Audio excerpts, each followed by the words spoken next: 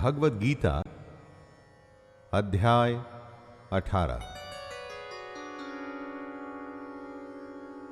नमस्कार दोस्तों, भगवद गीता के आखिरी अध्याय में पहले तो अर्जुन के प्रश्नों के उत्तर दिए जाएंगे और फिर उसके बाद श्री कृष्ण गीता के लाभ बताएंगे। कहते हैं कि दुनिया के सारे ज्ञान को अगर आप समेट लें, सारे वेद, उपनिषद और शास्त्र निचोड़ लें, तो उसका सार ही भगवद गीता है।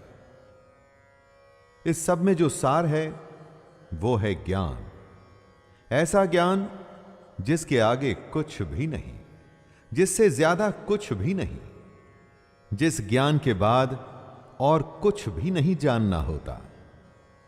इसी ज्ञान को इस आखिरी अध्याय में भगवान कृष्ण बता रहे हैं मोक्ष संन्यास योग के रूप में।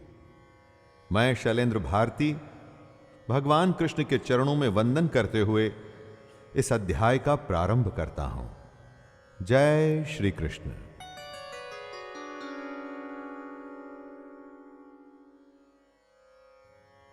संन्यासस्य महाबाहो तत्त्वम् इच्छामि वेदितुं त्यागस्य च ऋषिकेश पृथक् केशै निषूदन। अर्जुन कहते हैं, हे महाबाहो, हे अंतर्यामिन, हे वासुदेव, मैं सन्यास और त्याग के तत्व को पृथक पृथक जानना चाहता हूं। सन्यास और त्याग सुनने में एक जैसे लगते हैं, लेकिन अलग हैं। कैसे अलग हैं, यही अर्जुन जानना चाहता है। युद्ध को लड़ने से मना कर देने के कारण यह श्रृंखला शुरू हुई थी। अर्जुन की दुविधा थी और कृष्ण के हल थे।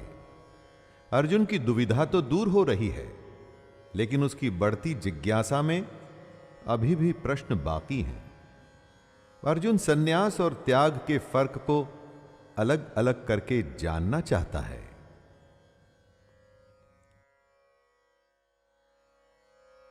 श्री भगवानुवाच काम्यानां कर्मणान्यासं सन्न्यासं कवयो विदुः सर्वकर्म फलत्यागं प्राहुस्त्यागं विचक्षणः। कितने ही बुद्धिमान लोग अपने काम करने वाले कर्मों को छोड़ने को, यानी कि सांसारिक जीवन में नौकरी करना, विवाह करना, धन कमाना आदि के त्याग को ही सन्यास समझते हैं। कुछ दूसरे बुद्धिमान लोग सब कर्मों के फल के त्याग को त्याग मानते हैं। कर्मों के फल के त्याग से यहां मतलब हुआ कि इस लोक और परलोक की संपूर्ण कामनाओं का त्याग। बुद्धिमानों में दो मान्यता होती है दोस्तों। एक के अनुसार अपने सांसारिक जीवन को त्याग देना ही सन्यास है, और दूसरी मान्यता कहती है कि अपना सब कुछ करते हुए अपने कर्मों के फल को त्याग देना ही त्याग है। त्याज्यं दोषवदित्येके कर्म प्राहुर्मनीषिणः यज्ञदान तपः कर्म न त्याज्यमिति चापरे। कई बड़े बड़े विद्वान ऐसा मानते हैं कि कर्म खुद ही दोष युक्त है, इसलिए त्यागने के योग्य है। मतलब कोई भी कैसा भी कर्म हो तो उसमें दोष तो होगा ही, इसलिए हर कर्म त्याग देने के ही लायक है। ऐसी हालत में तो फिर सन्यास ही एक उपाय बचता है। जबकि कई दूसरे विद्वान का ऐसा कहना है कि यज्ञ, दान और तप जैसे कर्म त्यागने योग्य नहीं है। यज्ञ, दान और तप से तो परमात्मा का रास्ता खुलता है। इन्हीं को त्याग देंगे तो भगवान तक कैसे पहुंचेंगे? इसीलिए कई विद्वान ऐसा मानते हैं कि यह कर्म त्यागने लायक नहीं।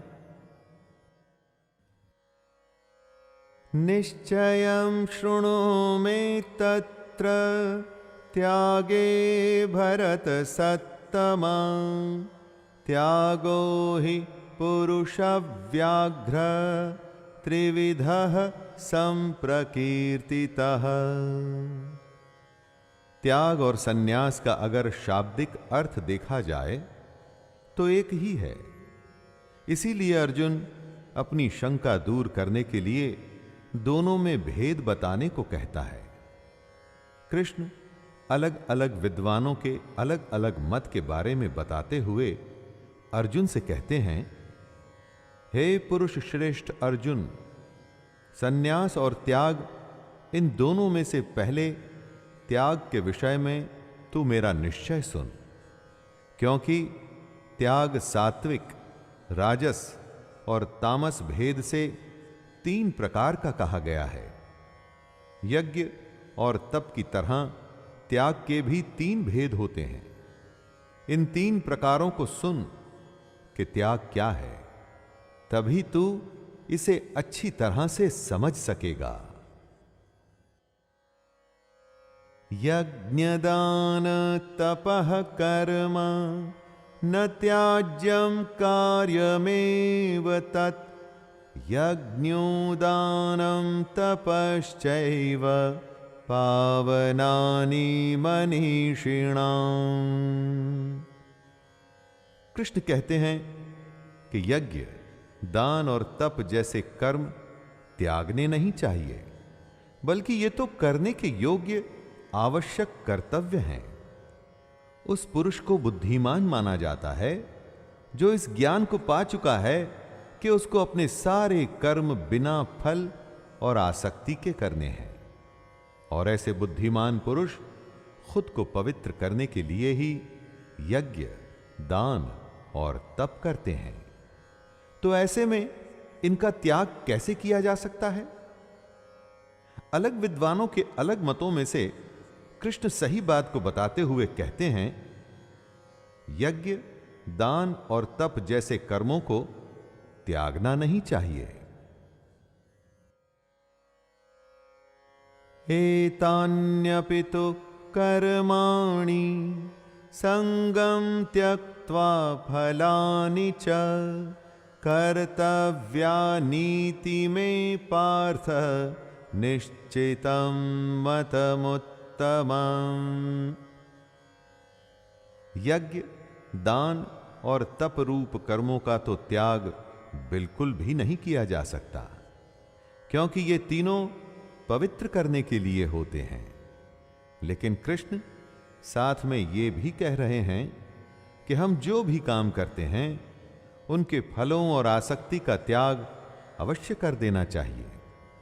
जब त्याग करने की बात आई तो कृष्ण ने कर्म त्यागने की बात नहीं की।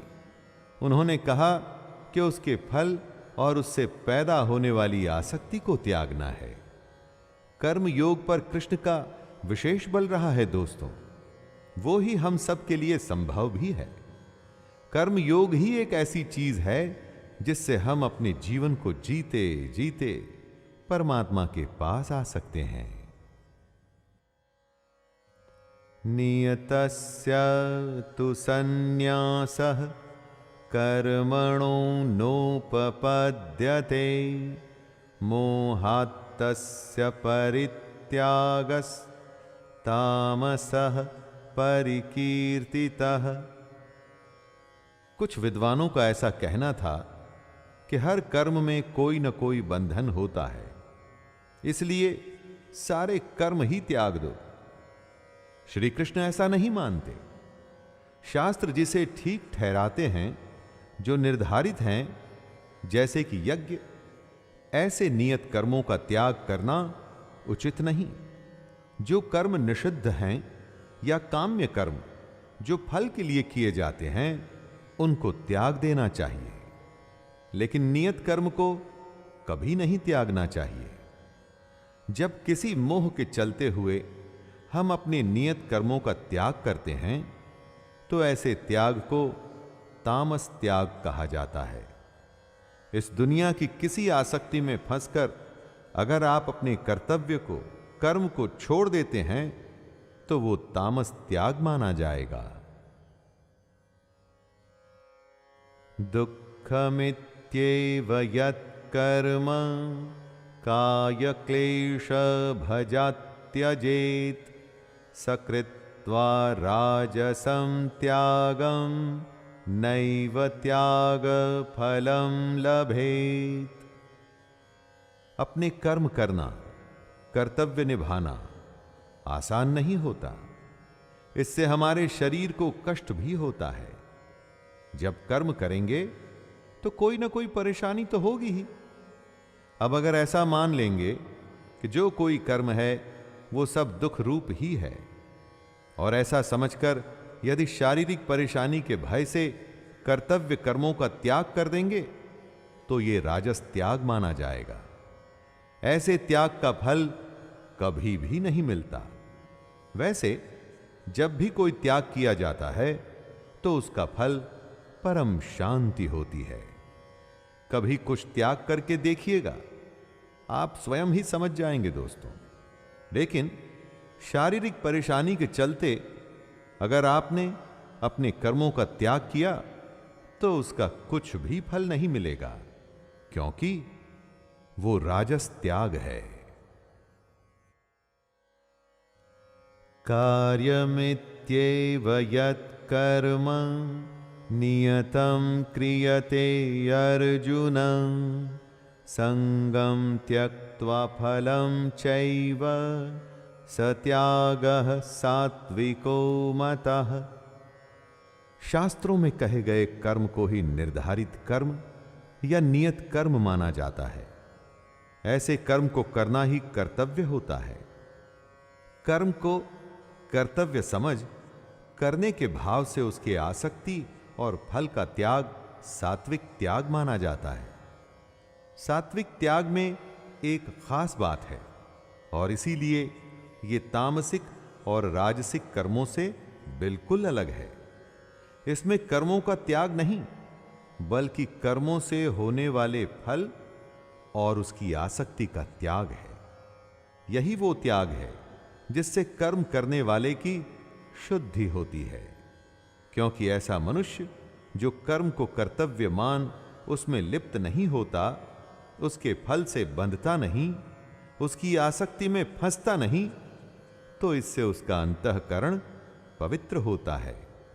इसलिए सात्विक त्याग श्रेष्ठ है। न द्वेष्ट्य कुशलं कर्म कुशले नानुषज्जते त्यागी सत्वसमाविष्टो मेधावी छिन्न संशयः।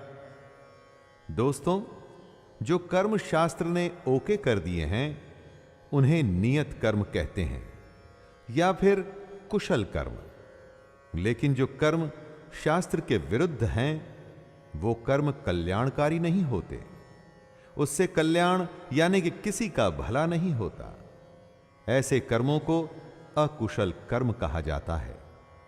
कृष्ण कहते हैं, हे अर्जुन, ऐसा मनुष्य जो अकुशल कर्म से तो द्वेष नहीं करता और कुशल कर्म में आसक्त नहीं होता, वह शुद्ध सत्व गुण से युक्त पुरुष, संशय रहित, बुद्धिमान और सच्चा त्यागी है। करना तो सिर्फ कुशल कर्म ही है दोस्तों, क्योंकि अकुशल कर्म से कभी भला नहीं होगा। लेकिन साथ में ही अकुशल से द्वेष भी नहीं करना है और कुशल कर्म के फल में भी नहीं फंसना। यही बात कृष्ण कह रहे हैं।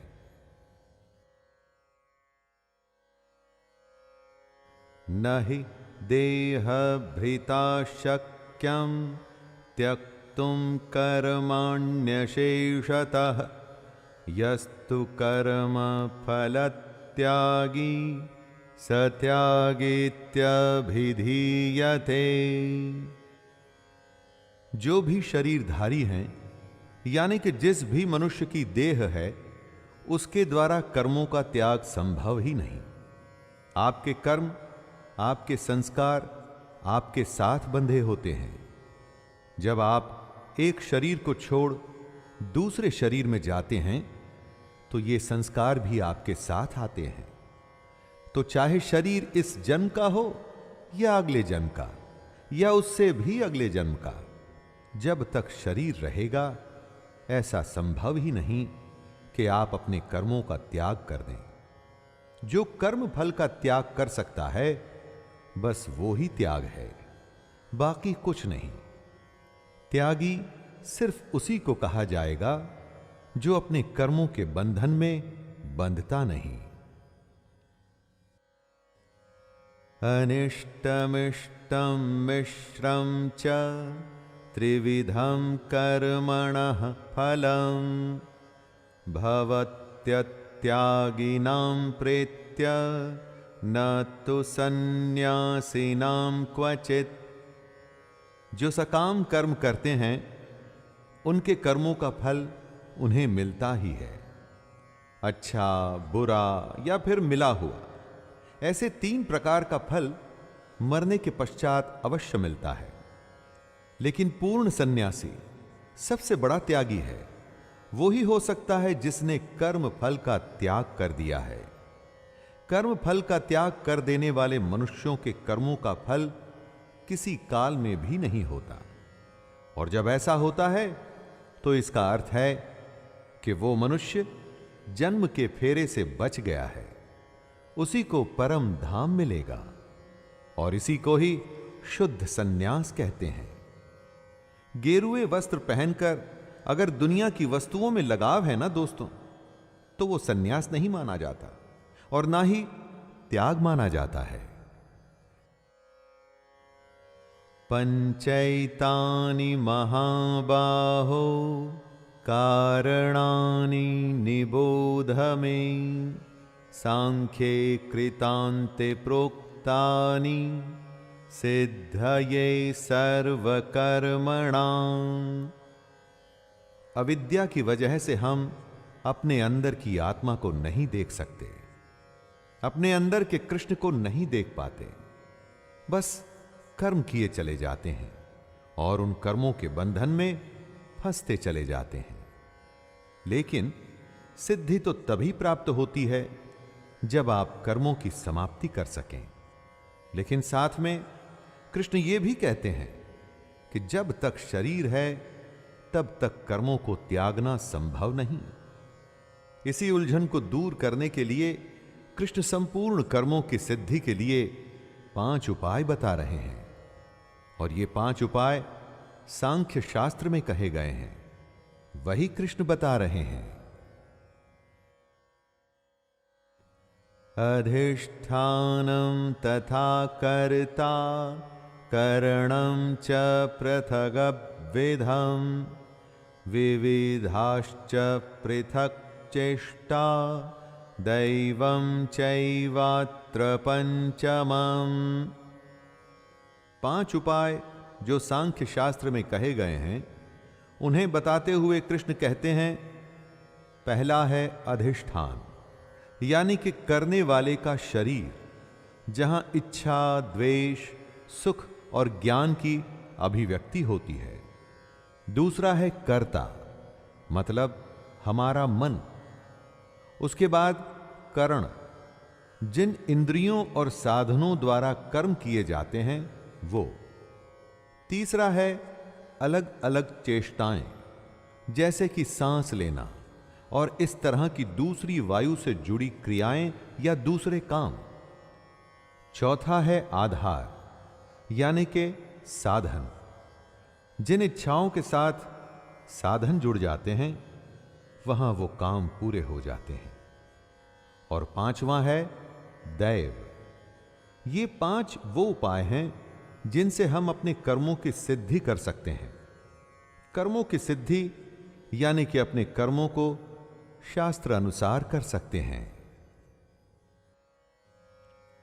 शरीरवांग मनोभिर्यत् कर्म प्रारभते नरः न्यायं वा विपरीतं वा पंचैते तस्य हेतवः। अधिष्ठान यानी शरीर, कर्ता यानी मन, इंद्रियां, चेष्टाएं और पांचवा है देव। कोई भी मनुष्य जो भी कोई कर्म करता है वो इन्हीं 5 कारणों से करता है। वो कर्म या तो शास्त्रानुकूल होते हैं अथवा विपरीत होते हैं, लेकिन होते इन्हीं 5 कारणों से हैं। अपने मन, वाणी और शरीर से हम इन 5 कारणों का प्रयोग करते हैं और उससे या तो वो कर्म होते हैं जिनकी शास्त्र अनुमति देते हैं या उसके विपरीत कर्म होते हैं।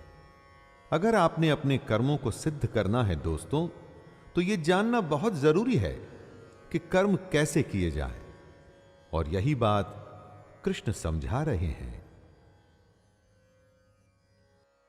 तत्रैवं सति कर्तारम् आत्मानं केवलं तु यः पश्यत्यकृतबुद्धित्वान् न स पश्यति दुर्मतिः। सारे कर्म 5 कारणों की वजह से होते हैं, लेकिन वो पुरुष जिनमें बुद्धि कम है या ज्ञान ज्यादा है, वो ऐसा मानते हैं कि कर्ता आत्मा है, तो वो गलत समझते हैं। आत्मा तो शुद्ध स्वरूप है, उसे आप कर्ता नहीं मान सकते। जो बार बार जन्म लेता है, अपने कर्मों में फंसा रहता है और हर बार इस दुनिया में आके और भी ज्यादा अज्ञानी हो जाता है, उसे दुर्बुद्धि कहते हैं। ऐसा मनुष्य सब कुछ देखता हुआ भी नहीं देखता, इसीलिए वो आत्मा को कर्ता समझता है। जो करता है भगवान करता है, ऐसा कहने वाले अपने कर्मों से पीछा छुड़ाते हैं। ये ठीक नहीं। आत्मा कर्मों में लिप्त नहीं होती। बताए गए 5 कारणों से ही हमारे कर्म होते हैं। यस्य नाहंकृतो भावो बुद्धिर्यस्य न लिप्यते हत्वापि स इमां लोकान् न हन्ति न निबध्यते। ये सोचना कि सब कुछ हम ही करते हैं, ये गलत है। आप करता नहीं हैं। जिस पुरुष के अंतःकरण में मैं करता हूं ऐसा भाव नहीं आता, वो ही ज्ञानी होता है, बाकी पुरुष नहीं। जिसकी बुद्धि सांसारिक पदार्थों में और कर्मों में लिपायमान नहीं होती, कर्म और उसके पदार्थों में नहीं बंधती, वो पुरुष ज्ञानी होता है। ऐसा ज्ञानी पुरुष वास्तव में न तो मरता है और न पाप से बंधता है, क्योंकि वो जीने मरने से मुक्त हो जाता है। कृष्ण ऐसा कई बार कह चुके हैं। उसी को दोहराते हुए वो समझा रहे हैं कि कर्म करना है, लेकिन उसके फल में इच्छा नहीं रखनी। फल में आसक्ति ही वो बंधन है जिससे सबको छूटना है, और तभी कर्मों की सिद्धि संभव होगी। ज्ञानम ज्ञेयं परिज्ञाता त्रिविधा कर्म चोदना करणं कर्म कर्तेति त्रिविधः कर्म संग्रह। ज्ञाता उसे कहते हैं जिसे ज्ञात होता है, यानी कि जानने वाला। जिसके द्वारा जाना जाए वो ज्ञान कहलाता है, और जिसे जाना जाता है उसे ज्ञेय कहते हैं, यानी कि जानने में आने वाली वस्तु। ज्ञाता, ज्ञान और ज्ञेय ये तीनों कर्म प्रेरणा है, अर्थात इनसे ही कर्म करने की प्रेरणा मिलती है। अब कृष्ण कर्म संग्रह के बारे में बता रहे हैं। कर्म करने वाले का नाम होता है कर्ता। जिन साधनों से कर्म किया जाए उनको कहते हैं करण, और कुछ भी करने का नाम होता है क्रिया। ये तीनों कर्म संग्रह हैं।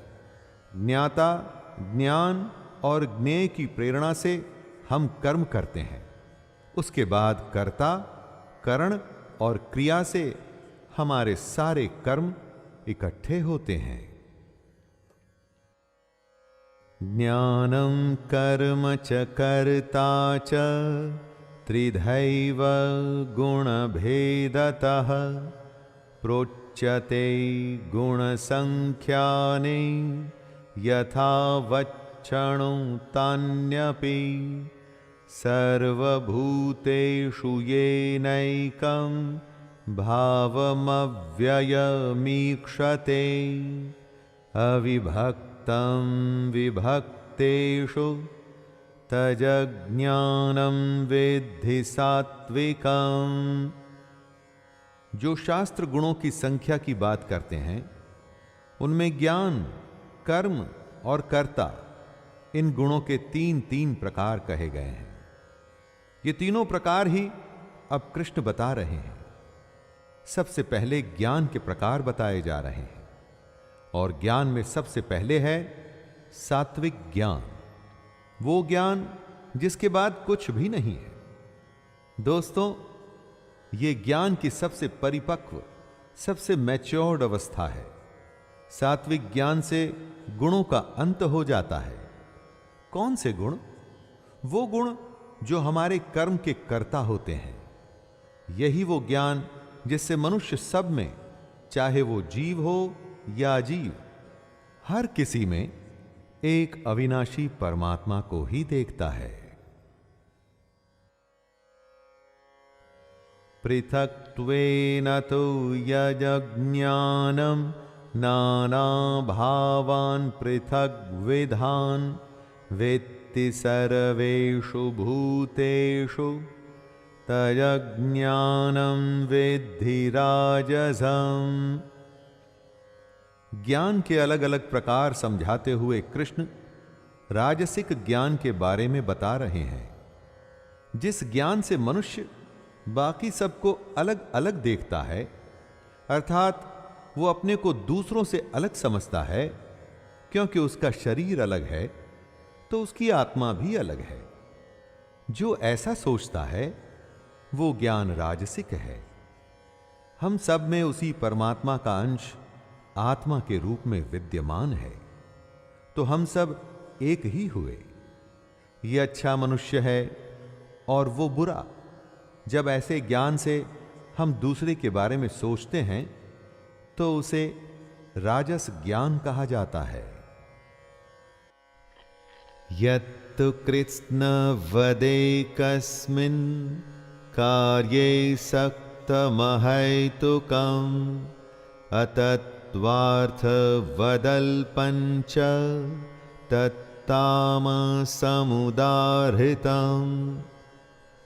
जिस ज्ञान से पुरुष ये समझता है कि जो भी है उसका शरीर है और कुछ भी नहीं, वो सबसे बुरा ज्ञान है। जो ये समझता है कि ये आत्मा या शरीर बस इतना ही है, इससे परे कुछ भी नहीं, वो ज्ञान सबसे बुरा और तामस यानी कि तामसिक माना गया है। जिसमें ज्ञान है वो हर किसी में परमात्मा देखता है। ऐसे ज्ञान से ही पता चलता है कि सब कुछ ब्रह्म है। चल अचल सब कुछ ब्रह्म से ही आया है। लेकिन जिसका ज्ञान उस मनुष्य को ब्रह्म का आभास नहीं कराता, वो ज्ञान किसी काम का नहीं, तामस है वो। ऐसा ज्ञान युक्ति रहित और तत्वार्थ से भी परे होता है, जिसमें ना युक्ति होती है और ना ही कोई तत्व।